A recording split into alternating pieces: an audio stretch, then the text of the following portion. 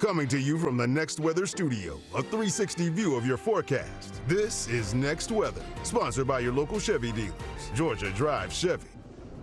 Next Weather meteorologist Orelon Sidney joining us with our forecast tonight. Weather's looking pretty good. It's looking good. I have a feeling GDOT jumped on this forecast when it came out. They're like, do it now, do it now. They're watching closely. Yeah, it looks like we're going to see quite a warm up, certainly. I'm sure the folks would probably rather have had cooler temperatures, but hey, there you go. Take a look at what's going on across the country right now. We've got a low pressure system that is pretty much right where I'm standing, and it is bringing some rainfall to much of the Gulf Coast. Now, this is not a tropical system, so don't worry about that, even though the hurricane season is only 2 weeks away. Can you believe it?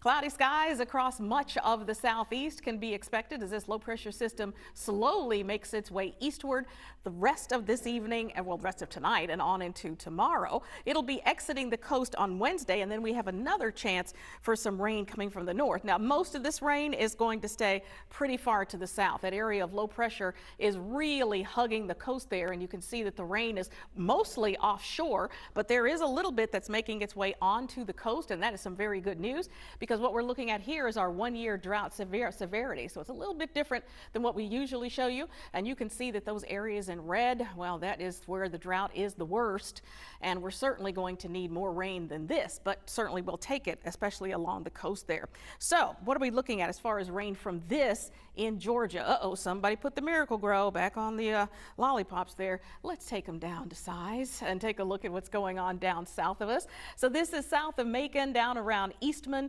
You can see that the rainfall south of Columbus is where it's going to be the heaviest. Really can't get too much going on in our area with this. That low pressure system staying just to the south of us. But then as we look back to the northwest, a new cold front comes in as we get through Wednesday. So here's Tuesday, rainfall mostly to the south. That's going to move out and we'll have a little break. And remember, that's going to be well south of the metro area. But then Wednesday, another cold front system comes through and we look to the north because that's where the rain possibilities come from.